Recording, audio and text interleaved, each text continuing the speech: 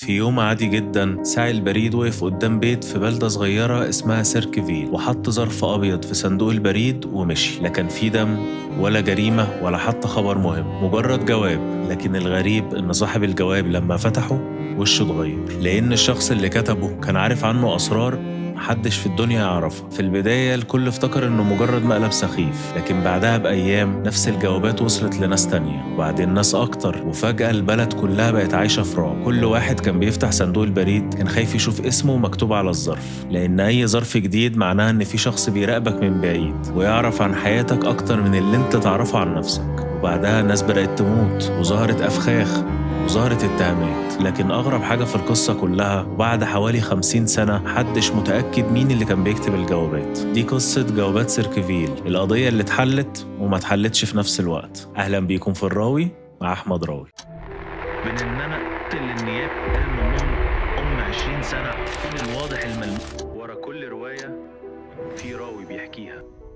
سيركفيل مدينة صغيرة جدا في ولاية أوهايو الأمريكية، من النوع اللي الناس كلها تعرف بعضها، ما فيهاش أسرار، أو ده اللي كانوا فاكرين. الناس بتسلم على بعض كل يوم الصبح، والأطفال يركبوا أتوبيس المدرسة مع نفس السواق كل يوم، والمدرسين معروفين والشرطة معروفين. حتى ساعي البريد الناس عارفة هو بيوصل لمين وإمتى. يعني ببساطة آخر مكان تتخيل إن حد ممكن يستخبى فيه هي البلد دي. سنة 1976 وصل جواب لواحدة اسمها ماري جلابسي. ماري كانت سواقة أتوبيس مدرسة، شخصية هادية ومعروفة في القرية كلها. الظرف نفسه كان شكله عادي جدا، مفيش عنوان للمرسل ومفيش توقيع ولا أي حاجة تدل مين اللي كاتبه، لكن كان مبعوث من كولومبس أوهايو. لكن أول ما ماري بدأت تقرأ الجواب اتجمدت في مكانها. الجواب كان بيتهمها ان هي على علاقة مع مدير المدرسة. ما كانش مجرد اتهام ولا اشاعة، الكاتب كان بيتكلم كأنه شايف كل خطوة وهي بتحصل، عارف مواعيد وعارف اماكن وعارف تفاصيل لو طلعت هتدمر حياة ناس. في الاول ماري قررت تعمل اكتر رد فعل طبيعي، ولا حاجة، رمت الجواب وقالت اكيد ده واحد فاضي. لكن بعد كام يوم وصل لها جواب تاني وكان مكتوب فيه لو ما وقفتيش العلاقة دي هنأذيكي، وده مش هزار. وماري برضو اتجاهلت الجواب ده. تاني يوم الصبح جوز ماري واللي اسمه رون جليبسي نزل يجيب البريد ولقى جواب مكتوب باسمه، نفس الحكاية، مفيش عنوان مرسل ومبعوث من كولومبس أوهايو. الجواب كان بيقول لرون ان مراته على علاقة بمدير المدرسة، وانه لو ما واجههاش وخلاها تعترف بالحقيقة وتوقف اللي هي بتعمله حياته نفسها هتبقى في خطر. طبعا رون اتصدم لما قرأ الجواب. هو ما كانش شاكك في مراته ولا حاجة، الموضوع كان غريب وما كانش شبهها خالص. بس راح لماري وقال لها انا وصل لي الجواب ده، ايه الحكايه؟ فقالت له انا كمان وصل لي جوابين زي ده بالظبط، بس كنت بتجاهلهم عشان ما كنتش عارفه اعمل ايه. وبعدها من غير ما يسالها انكرت بشده علاقتها بمدير المدرسه. ورون صدق مراته وقال لها احسن حاجه نعملها ان احنا نتجاهل الموضوع ده خالص واكيد هيختفي لوحده. بس بعد اسبوع رون وصل له جواب تاني، نفس الحكايه، مفيش عنوان للمرسل ومبعوث من كولومبس اوهايو. الجواب كان بيقول عدى اسبوع وانت لسه ما عملتش حاجه، لازم تخليها تعترف بالحقيقه والا مش بس حياتك انت هتبقى في خطر، احنا هنفضح اللي هي بتعمله في البلد كلها، على لوح الاعلانات وعلى الراديو وحتى على التلفزيون كمان. وطبعا طالما الموضوع وصل لكده رون وماري بداوا يخافوا بجد. بس رون كان لسه مصدق مراته ومصدق ان هي ما خانتوش وان الموضوع كله عباره عن مقلب سخيف. ورغم انهم كانوا خايفين جدا ما رضيوش يروحوا للشرطه، كانوا بيتمنوا ان الموضوع يختفي لوحده. فقرروا ان اول خطوه يعملوها ان هم يحكوا لعدد قليل من الناس القريبه منهم يشوفوا رايهم ايه. واقرب 3 اشخاص ليهم كانت اخت رون وجوز اخت رون واللي كان اسمه بول فريش اور واخت بول. وفي الوقت اللي ماري ورون كانوا بيحكي لهم فيه على الجوابات وعلى اللي بيحصل، اخت رون بدات تشك ان هي ممكن تكون عارفه مين اللي بيبعت الجوابات دي. كان عندها شخص معين في دماغها وللاسف محدش يعرف مين الشخص ده لان اسمه مش موجود في اي مصدر اتكلم عن القضيه. بس ماري قررت انه الافضل ان هم يبعتوا له جواب بشكل مباشر ويقولوا له لازم توقف اللي بتعمله والا هناخد اجراء قانوني ضدك. بعد ما بعتوا الجواب مش معروف اذا كان رد عليهم ولا لا، لكن الجوابات المجهوله دي وقفت لفتره لحد ما كل حاجه اتغيرت في اغسطس سنه 1977. عاوزك تركز معايا كويس قوي. في ليله من الليالي رون كان قاعد في البيت مع اولاده وماري كانت بره، وفجأة تليفون البيت رن. لما رد على التليفون ولاده قالوا ان شخصيته اتغيرت تماما، كان هادي وطبيعي وفجأة بقى عصبي وغضبان جدا. كان بيتكلم مع شخص لكن ما كانش حد عارف مين الشخص ده ولا بيقولوا ايه. لكن بعد ما قفل التليفون قال لولاده ان هو رايح يواجه الشخص اللي بيكتب الجوابات. خد مسدسه وركب عربيته البيك اب وساق بسرعه، وكان واضح جدا من تصرفاته انه عارف هو رايح فين بالظبط. لكن مفيش كام دقيقه ورون مات. العربية خبطت في شجرة ورون مات في نفس اللحظة، وما كانش فيه أي حد تاني في مكان الحادثة. لما المأمور والشرطة وصلوا عشان يحققوا، لقوا رون لوحده جوه حفرة على الطريق والعربية مخبوطة في الشجرة. لكنهم اكتشفوا حاجة غريبة جدا، رون كان ضرب طلقة واحدة من مسدسه وقت الحادثة. محدش عارف كان بيضرب على مين أو بيضرب على إيه، لكن الأكيد إنه ضرب الطلقة دي قبل ما عربيته تخبط على طول. في البداية المأمور قال إن في شبهة جنائية، لكن بعدها بيوم على طول غير رأيه تماما. قال إن رون كان سكران وإن نسبة الكحول في دمه أعلى من الحد القانوني 1.5 مرة،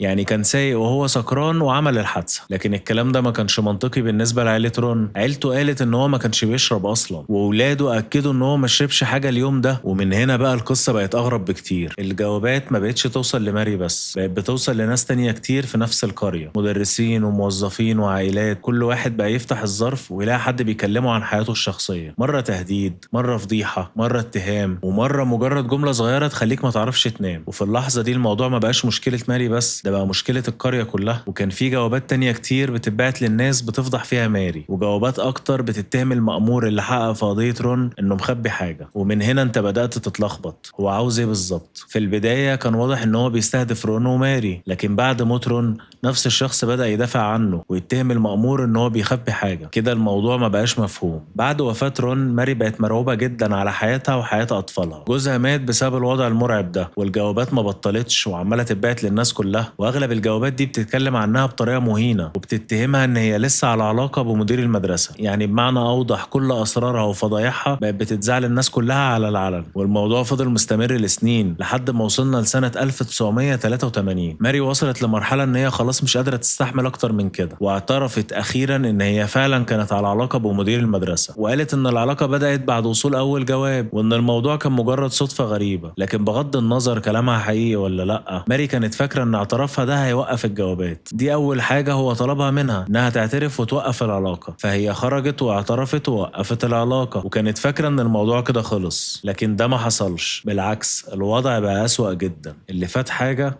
واللي جاي حاجة تانية خالص. بعد ما ماري اعترفت بالحقيقة سنة 1983، ورغم ان هي كانت فاكره ان الكابوس خلاص خلص، اتفاجئت انه لسه بيبدا. ماري كانت لسه شغاله سواقة اتوبيس المدرسه، وكل يوم بتمشي في نفس الطريق وهي بتوصل الاطفال. لكن فجاه بدات تلاحظ حاجه غريبه، لافتات ولوح كبيره ظهرت على طول الطريق، وكلها بتهاجمها، بتقول انها انسانه، خلينا نقول وحشه، وبتفضح اللي هي عملته، كأن حد متعمد يخلي كل يوم شغل بالنسبه لها كابوس. في الاول كانت بتحاول تتجاهلها، لكن مع الوقت الغضب غلب الخوف. وفي يوم وهي ماشيه بالاتوبيس، لقت واحده من اللوح دي، وقفت الاتوبيس على جنب ونزلت وراحت ناحيه اللوحه وهي مقرره ان هي هتشيلها بنفسها. مسكتها وشدتها جامد لحد ما وقعت على الارض. لكن اول ما وقعت على الارض لاحظت ان في صندوق خشب صغير متثبت وراها. استغربت فقررت تبص جواه، واتصدمت لما لقيت جواه مسدس متعمر بالكامل، وفي سلك متوصل بالزناد بطريقه بدائيه. يعني اول ما حد يحاول يشيل اللوحه بالطريقه اللي كانت هتشيلها بيها، المسدس يضرب تلقائي. وبحسب تحقيقات الشرطه، لو ماري كانت واقفه على زاويه مختلفه شويه بس وهي بتشد اللوحه، طلقه كانت هتيجي فيها على طول. يعني بمعنى تاني كانت على بعد كام سنتي من الموت. لما وصلت الشرطه وحاولوا يفحصوا المسدس، لقوا ان اللي ركبه حاول يمسح الارقام التسلسليه من على السلاح عشان محدش يعرف مصدره، بس معرفش يمسحه كويس. عشان خبراء الادله الجنائيه قدروا يطلعوا الرقم الاصلي، ولما اتبعوا الرقم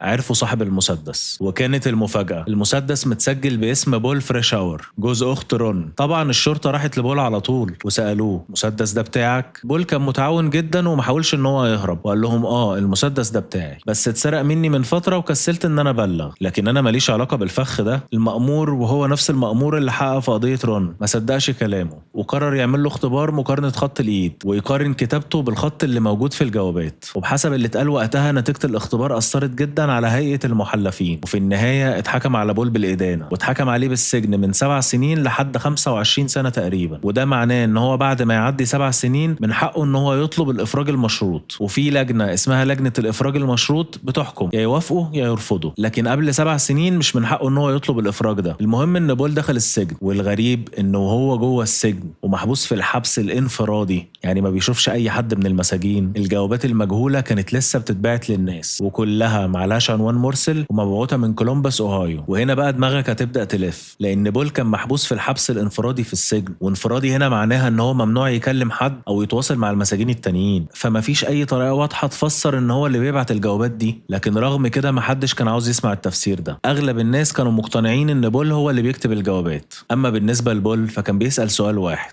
ازاي يكون انا اللي بكتب الجوابات وانا محبوس انفرادي؟ ورغم كده الجوابات فضلت تتبعت 7 سنين كامله، كلها بتتهم المأمور ان هو بيغطي على الحقيقه، وبتستمر في الهجوم على ماري بسبب علاقتها مع المدير. بعد ما بول قضى 7 سنين في السجن بقى من حقه ان هو يطلب الافراج المشروط. وقف قدام لجنه الافراج مستني ان هو يخرج، لكن اللجنه رفضت. طب ايه السبب؟ احنا لسه مقتنعين ان انت لسه بتبعت الجوابات. بول حاول يفهمهم، قال لهم ازاي؟ ده انا معظم الوقت كنت في الحبس الانفرادي. وبرضه محدش اقتنع ورجعوه السجن تاني على طول. الغريب بقى ان بعد رفض الافراج بفتره قصيره جدا بول نفسه جاله جواب، نفس الخط ونفس الاسلوب ونفس الغموض، لكن المره دي اللي كاتب الجواب كان بيتريق عليه. كان واضح انه عارف ان طلب الافراج اترفض، والاغرب ان الجواب المره دي مكتوب بصيغه احنا مش انا، وده خلى ناس كتير تشك ان ممكن يكون في اكتر من شخص ورا الموضوع. الجواب كان بيقول له: احنا هنفضل مخلينك في السجن اطول فتره نقدر عليها، احنا عارفين انك ما عملتش حاجه، بس انت برضو اللي هتدفع الثمن. وبعدين ضاف في اخر الجواب تهديد مرعب، قال ان فخ اللوحه مش الفخ الوحيد، وان عاجلا ام اجلا حد هيلاقي فخ تاني، وساعتها بقول له هو كمان اللي هيتحمل مسؤوليه ده. لكن بشكل غريب بعد الجواب ده كل الجوابات وقفت وما بقاش فيه اي جوابات جديده، وفضل الوضع كده حوالي 3 سنين. ولما جه ميعاد جلسه الافراج الشرطي الثانيه، وبما ان كل حاجه كانت هديت، وافقوا اخيرا ان هم يخرجوا بول. ورغم كل اللي حصل بول فضل متمسك ببراءته لحد ما مات سنه 2012. كان دايما بيأكد ان عمره ما كتب اي جواب من الجوابات دي. في سنه 1993، ودي نفس السنه اللي خرج فيها بول من السجن، برنامج امريكي مشهور جدا اسمه Unsolved Mysteries قرر يعمل حلقه عن القضيه. واول ما فريق البرنامج بدأ يجمع معلومات ويجهز للتصوير، وصلهم جواب من غير اسم مرسل ومبعوث من كولومباس اوهايو، وكان مكتوب بنفس خط واسلوب جوابات سيركفيل، وكان مكتوب فيه: لو جيتوا اوهايو يا شويه مرضى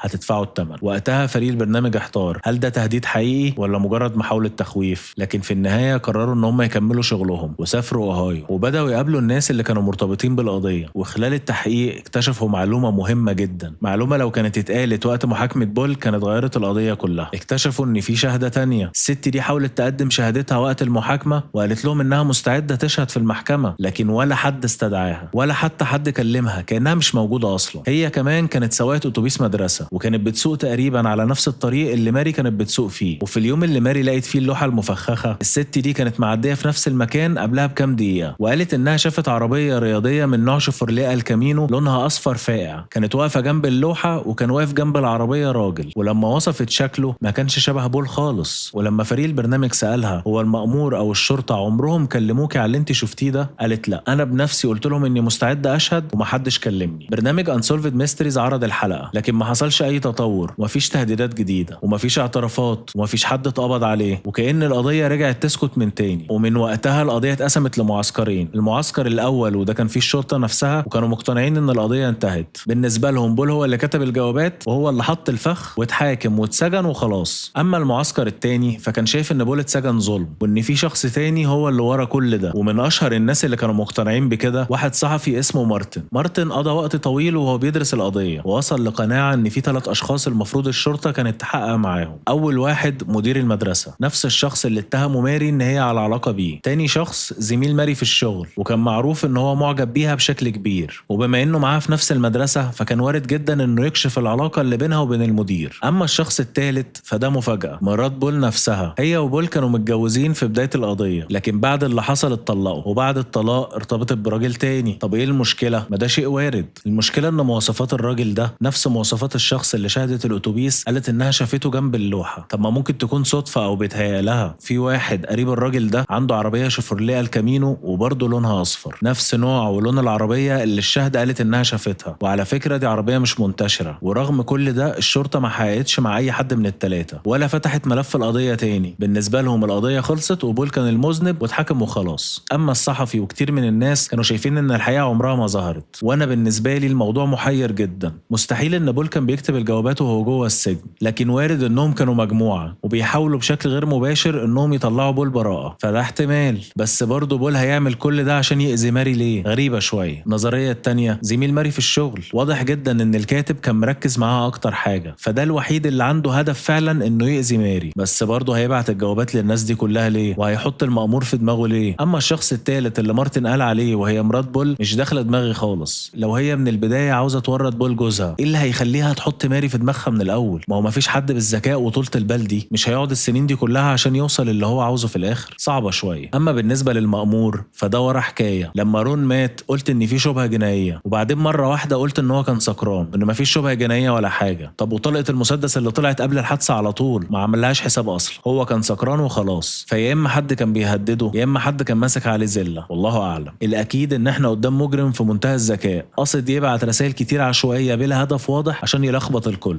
وده اللي خلى القضيه دي واحده من اغرب واشهر القضايا الغامضه في تاريخ امريكا. ولحد النهارده مفيش حد يقدر يقول بثقه مين اللي كان بيبعت الجوابات. وبس كده، دي كانت نهايه حلقتنا النهارده. عاوزك تقولي في التعليقات هل بول فعلا هو المذنب ولا واحد من المشتبه فيهم التانيين، ولا عندك نظريه مختلفه تماما؟ حابب جدا اسمع رايك. ولو عجبتك القصه اوعى تنسى تعمل السبسكرايب واللايك، واشوفكم في فيديوهات تانية. سلام.